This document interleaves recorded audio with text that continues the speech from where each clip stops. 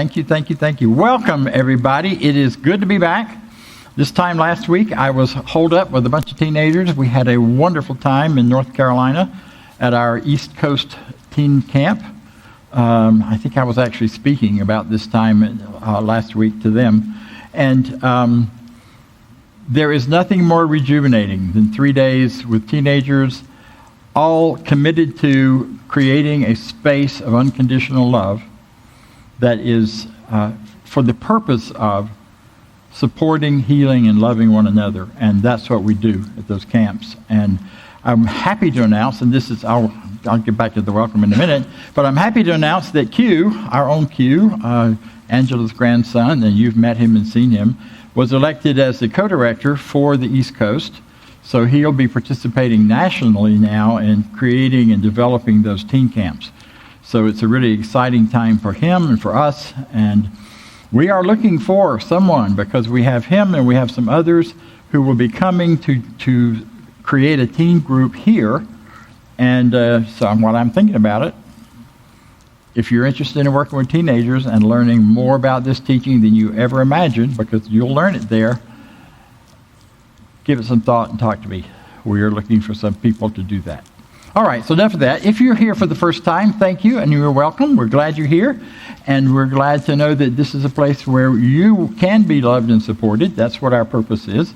We are here to develop and teach spiritual practices and spiritual principles in a way that allows you to create a greater, more satisfying, and more meaningful life for yourself. This is a place where you are appreciated for who you are. Whatever your background, whatever your identifiers, whatever names you use. One of the wonderful things we do at Teen Camp, we do have quite a range nowadays. You know, we don't just have boys and girls and gay and straight. We have non-binaries, we have males and females, and we have gender-specific and gender-non-specific, and we have a whole array of various gender identities that are showing up among people. And we have an array of sexual fluidity as well. So whoever you are and wherever you land in any of that spectrum, we also have a huge range of people who come from different cultures and different ethnicities, different languages. We honor and celebrate all of that, because that is Spirit's opportunity to show up as an individual expression of itself and bring the very best of itself to all of those expressions. So whoever you are, welcome. This is a place where you're not just, where you are honored, appreciated, and celebrated for whoever you are. Age groups don't matter, none of that. We're just human beings having spiritual experiences and supporting each other in that process. This is a place where like-minded people come together. It's a place where we really look at honoring and respecting each other and learning to live in a way that provides a model for a different way to be together that the rest of the world out there really needs. So thank you. We're glad you're here. I'm glad you're here. So part of what we do here is we do all of that based on some really core principles that are very ancient. We call it New Thought, which is kind of curious because these are not new thoughts. And yet what's new is they're put together in a new way, in a different way. And it's combining things from all over the world, from all of the major religions. And it's pulled together into a set of beliefs that we practice, a set of principles. And we ask you, if you'd like to join me in reading them, to please stand and do so. And if not, that's okay. You don't have to aspire to any of this. I believe in one God, one absolute power, and first cause to all things. I believe that this power is perfect love, and it creates out of a desire to express love. I believe all thought is creative, and how I choose to think creates my personal experience. I believe in the unity of all life and the immortality of the individual soul forever unfolding. I believe in the eternal goodness, the eternal loving kindness, and the eternal givingness of God to all. And so it is. Thank you. Have a seat.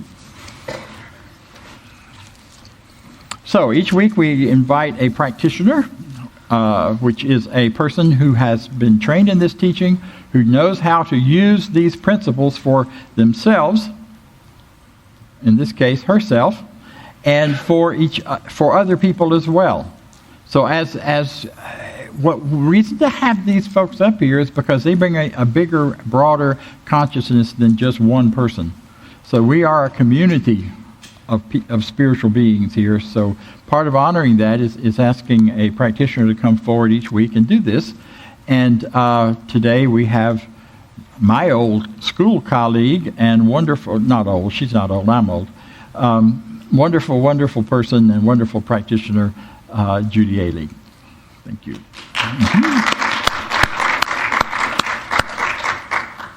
Good morning. How's everyone doing? All right. Well, we've made it almost to the end of January. Woohoo. And it really feels like, to me, it feels like time is just zooming by, right? But anyway, you all look great, I just want to say. And you know, when I was thinking about what I wanted to talk about this morning, what I always come back to, the bottom line for me is just really how grateful I am to be here and for this teaching and to be a part of a center like this that presents the principles, the metaphysical principles, the science of mind, new thought in such a clear, beautiful way. You know, being able to come here on Sunday with like-minded friends feels really is crucial in my life. I don't know what I would do without this. You know, in Atlanta, we have a great legacy of teachers from this teaching, starting with Dr. Kennedy Schultz, and I know that some of you knew him and were students of his. Then we had Paul and David, and now we have our wonderful minister, Dr. Bob Deen. So I'm just so grateful because, you know, in this world, we get so many messages, you know, around us all the time, and it's so easy to get off track, right? So easy to focus on other stuff. It's so easy to focus on appearances that are not the truth. So I am grateful today to remember that at the heart of it all, there is one good, and that this oneness is never divided against itself. It's what I am, it's what you are, it's what we all are. We're completely immersed in it, we're surrounded by it, we're filled with it, always. So if we're dealing with something in our life that is different than this goodness, you know, we take this time to know something better about ourselves. Rather than ruminating and worrying about it, we focus our attention on the good, on this perfect presence, on the one thing that is the truth of our perfection. And I remember hearing one time that if you're in the midst of worry or doubt or fear, you're really just adding energy to whatever that appearance is. So I'm here to remind us that we're here to do our spiritual work, which is to know something better. And then I would advise to do something to distract yourself from whatever you're worried about. Go on a walk, pet your cat or your dog, read a mystery novel, work in your yard, whatever. But just don't give it any more focus and energy. So here, I forgot to bring my book up here, so I snuck back down and got it. Anyway, I wanted to read a quote from the Science of Mind textbook written by Ernest Holmes, the founder of our teaching. And this is on page 53. We talked about this morning, actually. The original spirit is harmony. It is beauty and truth and everything that goes with ultimate reality. The universe is not divided against us. We should learn to control our thought processes and bring them into line with reality, a capital R. Thoughts should tend more and more toward an affirmative attitude of mind that is positive, stable, and above all else, towards a real unity with spirit that is already complete and perfect. We should be able to look at a discordant fact in the face and deny its reality. We should know that we are able to look at a wrong condition with the knowledge that we can change it. And, I just want to add to this that, if you're not well, if you're dealing with lack or limitation, loneliness, sadness, whatever it is, those things are happening in your life. So, we can't say that they're not happening, but what we can do is know that behind that, beyond it, that at the heart of who we are, there is something better. There is a wholeness and a perfection. So that's what I'm trying to say today. So with that, I'd like to lead us in a opening prayer or spiritual mind treatment. So if you'll just get comfortable in your seats and relax and close your eyes if you want to do that. And let us just take a moment to really know our wholeness and our connection to this universal power, this oneness, this thing that is never divided against itself. So here's what I know, and I'm going to say this in the first person, so please accept this for yourself as I do this for myself. I know that there is one power, one presence, one life, one love, one intelligence, and one goodness. And that this presence, this power, this goodness permeates everything, whether it's me, or whether it's things that I look at in the world, that this power and this presence is pulsating the life in all of it. At the heart of this is spiritual wholeness, spiritual completeness, and perfection in every way. So, I just take a moment to know my oneness with this. And as I know this in greater and greater ways in my life, that the appearance of anything other than this begins to melt away, begins to transform into a life that is filled and whole and complete, that is abundant and prosperous, that is filled with fun and joyous opportunities, that is filled with new ideas, that is an expression through a body that is absolutely vibrant and healthy in every way, and transforming into a body that grows in its health, in its wholeness, and its perfection. I know this for myself. I know that this is the truth of who I am, that I am put here on this earth to live a life that is full, fun, joyous, expanding in good in every way.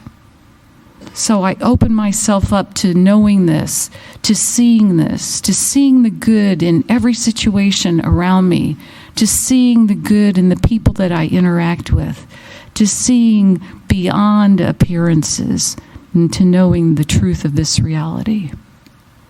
I turn away from struggle or strain or worry or fear or doubt or just all the stuff that's happening out there. I just turn away from that and say, there's a way for this stuff to be better, to transform, to express the goodness of this one power that we call God.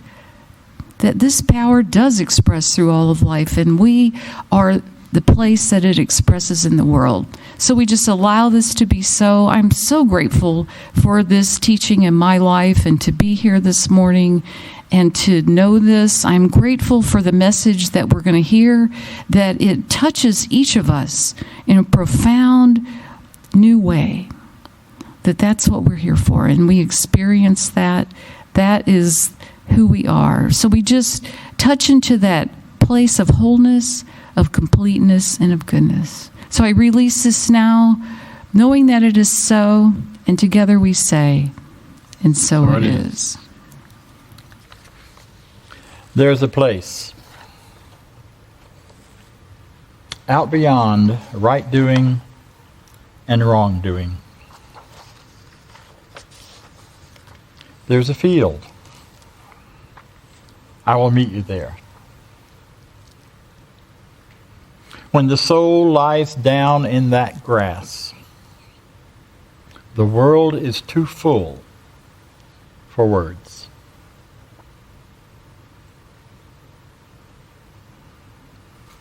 You get that?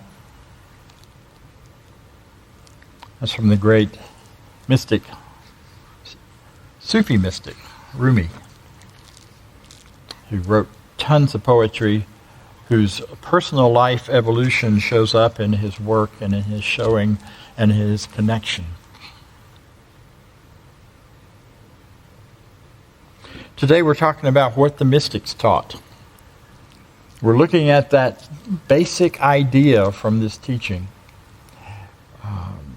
The first four essays in the textbook talk about the mental and emotional and spiritual work of this teaching, the creative work.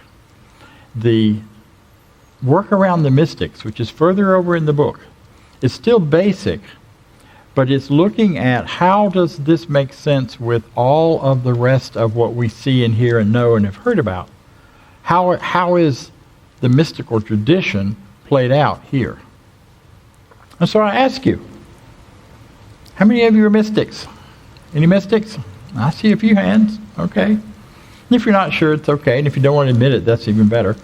Or I don't guess it matters. Ernest Holmes and others, but largely we're talking from his perspective today. He describes a mystic as anyone who recognizes the unity and oneness with God, with spirit, with life, with that creative force behind everything. Whether they've studied it, whether that a person has worked it, sat in a cave and meditated, whatever they may have done is secondary to a simple recognition. Wow, I'm connected. I'm one. And that's what we think of as a mystical experience. I've had a few of those. I think I shared with you once before. I went on a trip to San Francisco on my way to our conference at Asilomar, and got to up on top of one of the Twin Peaks to watch the sunset, and of course the fog rolled in, as it does in San Francisco, and you couldn't see a sunset. So we jumped in the car and rushed down to the beach. Thought, well, maybe at that level we could see it once it drops below the fog. And we did, and it did. And when the sun dropped below the fog, it was mystical. It was beautiful. It was magical. It was goosebump time. It was one of those days and times and moments when we were in the right place at the right time. We saw sunsets. We saw sailboats. We saw dolphins jumping. And when all of that cleared, we looked behind us and the full moon was rising. It was just magical. There was no question in my thought process anywhere, am I part of this? It's here, it's me, it's there. And I suspect everyone in here can point to times, moments in your life where you just knew you were connected. First time it happened to me when I was about 12 years old, and I had a habit at that point of going to church early because I loved to go to the Baptist church because it was a whole lot healthier than my house. So I would head up to the church, and I'd help put out programs, and I'd help straighten things up and get ready for the morning. And I got there ahead of anybody else. It wasn't unlocked. And I was sitting on the steps waiting, and just had a real sense of connection to all of life, just sitting on those steps and going, wow, I belong here. I'm loved here. I am part of the love of God, is how I understood it at the time. I wouldn't have thought or said love of the universe, but it meant the same thing. I just had different words. See, so there's a core idea that all the mystics in various traditions, and I'm going to go through those in just a moment, that comes back to this idea that there is one power, one light, one life, and we're it. Nobody else. You don't have to go do something. You don't have to jump through any hoops. You don't have to become something in order to be part of it. You don't have to sign up somewhere. You don't have to put money in a plate. You just are part of that wonderful universe. And the power of learning about the mystics and learning about how all that has worked and them learning to recognize it comes from not by trying to create us, connect us up to be mystics, but to allow us to recognize what we're already living in. I use the example quite often. We're like fish swimming around looking for water. If we don't realize that we are already in this mystical, beautiful, amazing energy called life, called God, called spirit, whatever we call it. And the core message is the same. It's a realization of oneness in everything that is. Christian mystics talk about courting the present. And it's very interesting. All the way back to the first century, Christian mysticism wasn't concerned about evil at all. They weren't concerned about following rules or laws or getting baptized or not. What they were concerned about, what they were focused on, was how do I experience the Christ consciousness more thoroughly and fully within my own experience in life in a way that makes my life different, but also that is bringing greater good to the world. That's where they were. That's what they were about. And that tradition runs all the way up to the present. And there's a wonderful Franciscan mystic that's going to be speaking at our convention in February, Richard Rohr, who has a center, and all they are working on there is, well, one of his books that I absolutely love the title of is The First Bible is Nature. That sounds different probably from what you often hear from folks who are in those traditions. But he starts with the idea that the real life of life is understood through nature, whether you have Bible words for it or not, or whether you have language that you were trained in or not. It's there for us to connect with in whatever way we do. Whether it's kids playing in the woods or just feeling a sunset or going to the beach or walking out your door or sitting in your living room. And feeling, especially with all this rain and cold weather we've been having, I feel quite mystical sitting in my living room, staying nice and cozy and warm and dry. Nothing wrong with that. The Hindu mystics were masters of mysticism, and they were masters of psychism, which is similar to mysticism. Psychism is the ability to tap into the universal consciousness that we all live in and pick up things for ourselves and other people. That's how psychics work, and where the power of that is understanding what already is. Whereas mysticism is connecting to the power of God that is. And that goes way beyond simply the collective consciousness of the human race. Many people find psychics to be very helpful, and I'm not putting that down at all. I'm just saying it's a limited perspective. Because the greater truth for you lies in your immediate connection with the infinite that you have within you and that's built in. You don't have to do anything to go get it. The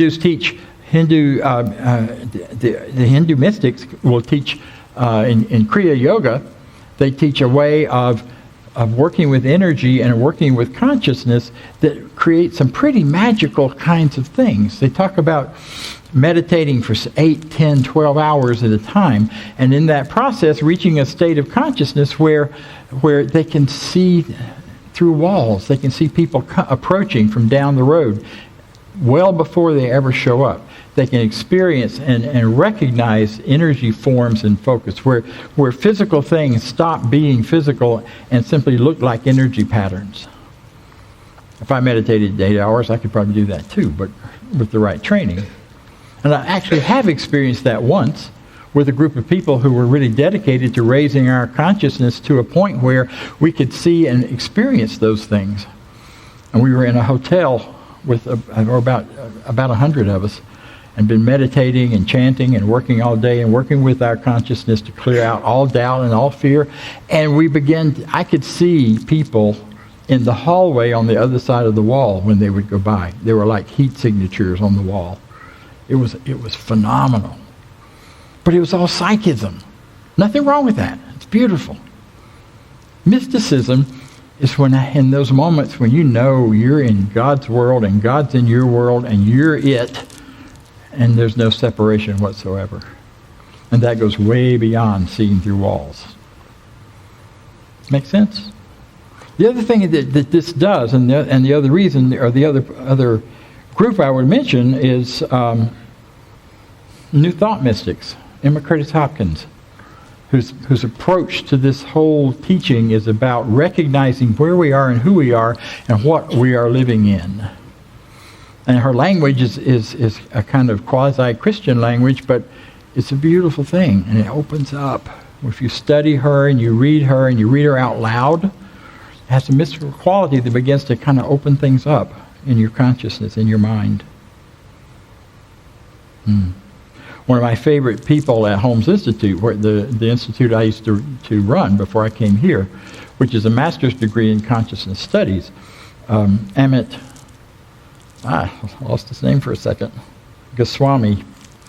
He has a book called Our Self-Aware Universe. He's a physicist, and he's worked with physics as well as metaphysics, and he's developed a whole way of thinking and talking and recognizing how physics simply explains what we teach and have taught. He's from India originally and had spent many years there. He was in one of the movies, The Secret, and something else. You may have recognized or seen him. But he says this.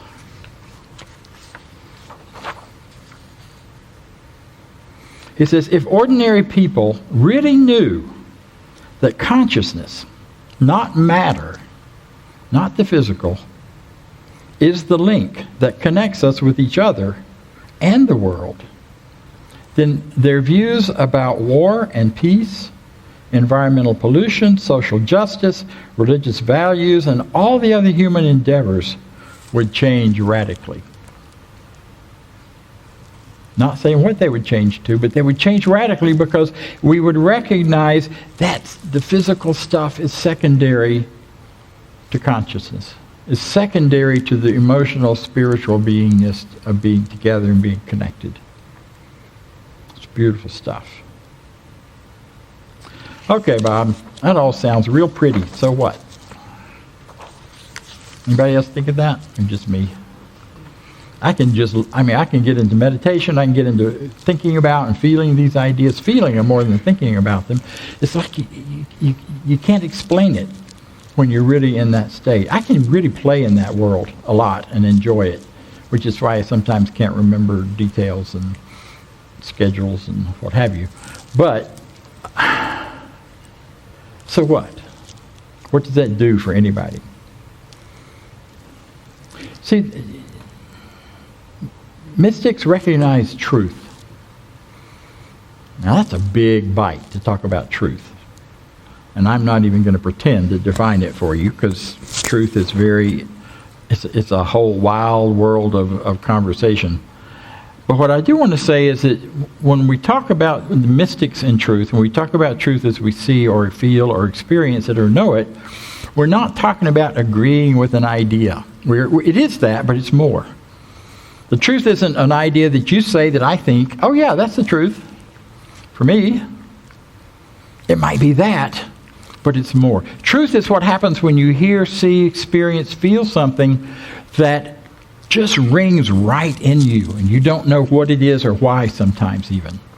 When you read a passage or you hear something you've heard 1,000 times and meant nothing, and all of a sudden one day you go, oh, that's what that is. So that the words and the meaning on the surface don't get to us, but that sense within us of truth. This is what matters. This is real. This is beyond words, and we know it. So thinking about this, talking about this, learning this is not so that we force those things to happen, because we can't. You can't force a mystical experience. Believe me, I've tried. It never cooperates. Get everything in line, get the candles lit, get all the right music going, get all the stuff, and you just like, oh yeah, here we go. I'm gonna get it this time, and the phone rings, or something gets, somebody knocks at the door, or some other thing happens, or it just sits there and you feel blank.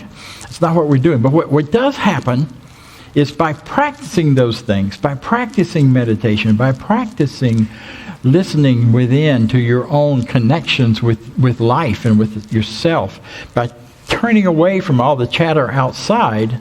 I love what you said. I love this teaching because it helps me get away from all those other messages I hear and go to the ones that matter, which are the ones inside each of us. When you do that, what you're really doing is courting. It's like a courting dance. You're courting the infinite. You're courting the presence of the infinite. And you're inviting it. And often when you least expect it, in the strangest places sometimes, that mystical moment of knowing I am one with all of it, it's all part of me, and nothing can change that. Holmes had that experience whenever he was speaking. He was speaking to a group, a big crowd, and he started talking about this wonderful teaching and how it expands out to all people, and it expands out to the universe, and it expands out to the other dimensions. And the next thing he did, he just kind of went blank and just stood there. And they said he stood and did not move for about 5 minutes. And there's a recording of it somewhere.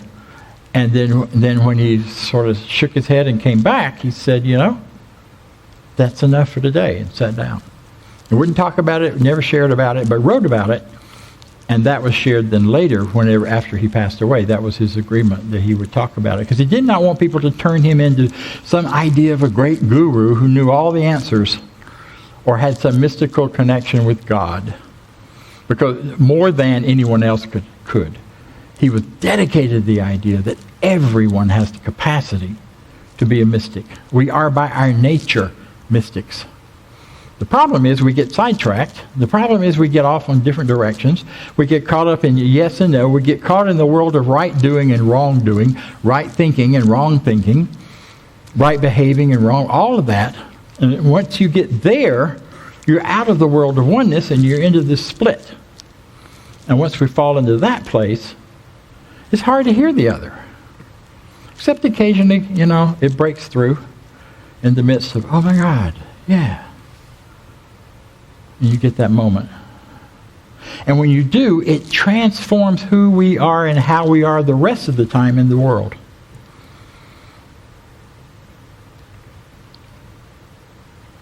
So to court the presence, be present. That's a challenge nowadays. I have a challenge with it. I'm not the only one. Or maybe I am. I don't think so. It's a challenge to be present with yourself because there's so many distractions. Right? TVs, messages. We're never in the quiet. We're bombarded with noise, with sound, with ideas, with thoughts, with this and that. And to the point that we as human beings at this time of our lives have learned to tune so much of that out, but we also tune out the good stuff if we're not careful. Or we use addictions to stay numb or to go away and not experience it. Or in my personal case, I use Facebook and YouTube as my escapes. So then I'm getting information and it feels really good, but I'm not with myself. I'm with the information. Courting the presence is being present with yourselves, being present with ourselves, so that this infinite power can supply us with the good ideas and the feeling and the knowing, this is the right choice for me. This is where I need to go.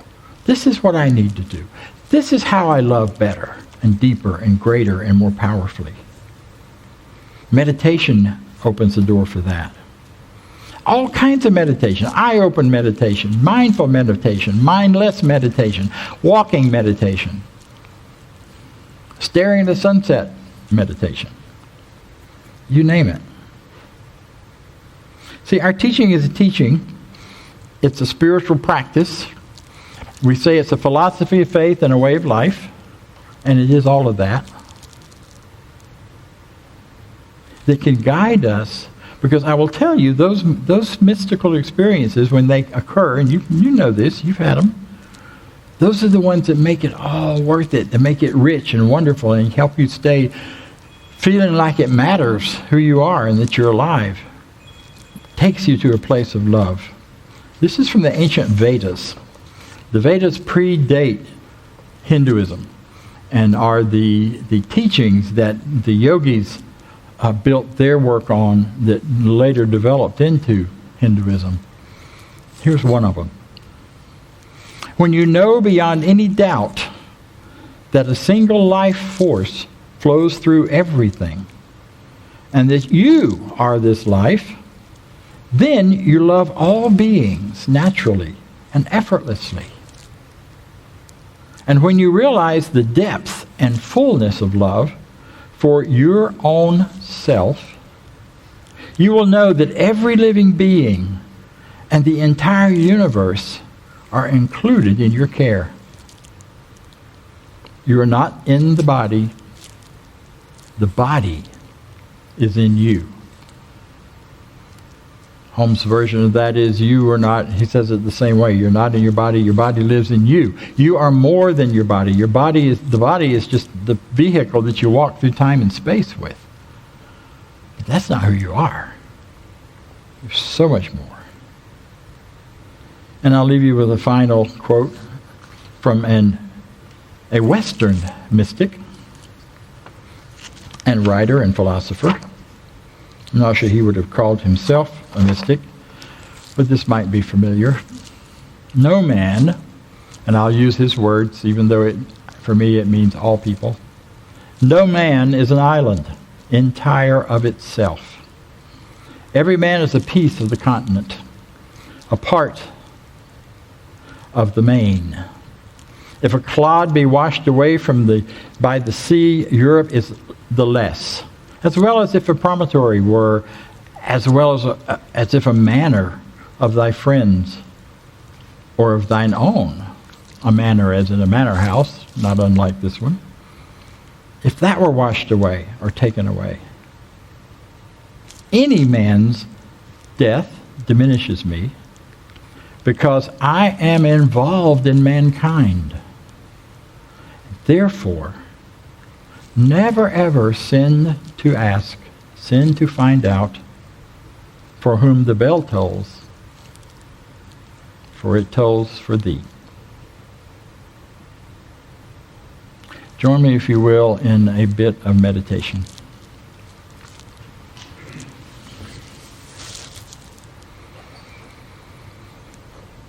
As I breathe deeply and I listen within, I listened for the bell of experience, the bell of actions, the bell of awareness as it tolls for my attention. And so I sink into that place, past right and wrong, past right doing and wrongdoing, into that field that is beyond that and defies words.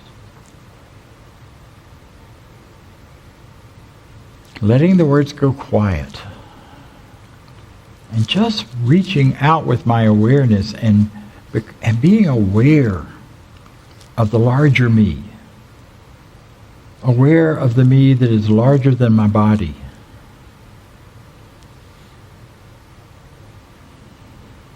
Then when I'm aware of it, I really can't tell where my physical self stops or starts.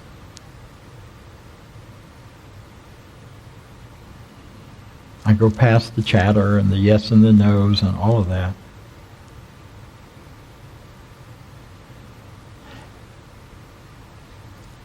And I tap into that feeling and the awareness that love is bigger than any of that. It's bigger than a feeling. It's bigger than a thought. It's way past that. And I let myself feel love now. Know love now in whatever way I can. Love for myself. I let that love reach out to those around me, my family,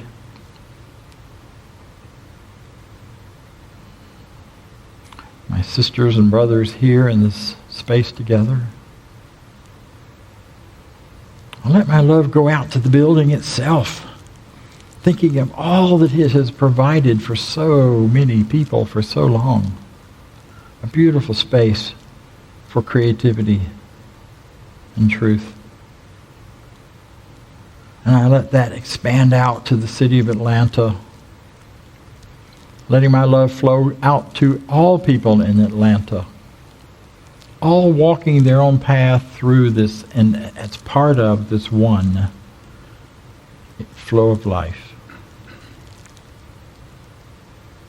I release any judgment of seeing anyone as less than. And I just let the love that I am expand out. And I allow it to stretch further out to the whole state of Georgia, to the United States, and spread all around the world. So the planet itself becomes encapsulated in the love that I am. All of this universe lives in me. And I imagine myself in space looking back at it, back at the planet, back at the solar system, traveling out further and further, past the stars, past the light, into the abyss, out of which everything comes. It too lives within me.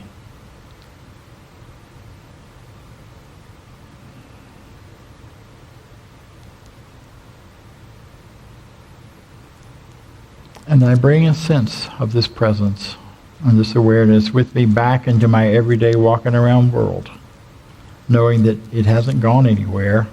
I've just turned my attention elsewhere as I begin to be aware that all is well in God's world, all is well in my world, and I let that wellness permeate everything. I'm grateful this is so. I'm grateful that I have the mental capacity to do this. And in that gratitude, I release this treatment now, knowing this work is done. I am complete. For today, I'll let it be, and so it is. Thank you. Big breath.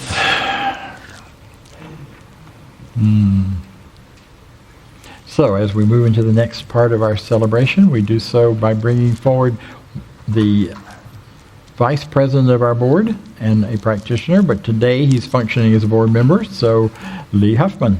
Thank you.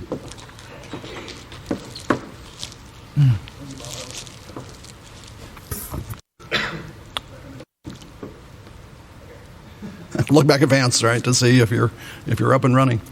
So thank you, Bob. That was marvelous. As Bob said, I'm a practitioner, and it's been my honor to serve for coming up on 6.5 years as a board member here at the center, and 5 years as a vice president of the board. And it's truly been an honor. I will be stepping down in March when we have our annual meeting, and that's just, 4 or 5 weeks away. Mm-hmm. It's coming real close. So it's meant a whole lot for me to serve you folks on the board here. And, there's so many ways to serve in this community. And we start by just showing up. And while this is supposed to be a little bit of a talk about giving, I'd like to ask you to give something else over the next few weeks. I'd like to ask you to give a handout to your friends and invite them to come and join us, because this community is too important to be kept secret and to be kept quiet. And we have lots of good people here that come, and I just want you to think about who in your neighborhood or who in your friends or who in your family might want to come and join us and understand this teaching more, because it is powerful in all of our lives. Most of you know that I'm a business coach and I work with business owners, and when I look at where businesses struggle, it is primarily on getting people to show up, getting customers to show up. And I see that in the churches and the centers all around the world. And so it's up to you to really reach out and bring somebody in. So I'd like to recommend that and ask you to think about that over the next few weeks especially. It's the start of a new year. We're still at the start of the new year, even though it's going very fast, right, Judy? But I just want to have you think about that. So. The other thing I want you to think about is a term that David Barrett and Paul Gagne used a lot, which is we give till it feels good, not till it hurts. Because giving does feel good, contributing to this organization and to what we have here, to putting us in this beautiful building. We've set some goals, and we've cut back on a number of things to keep us in this building, and we've looked around a lot about CSL Midtown. How do you do that if you can't find a location in Midtown? And this is a beautiful location for us.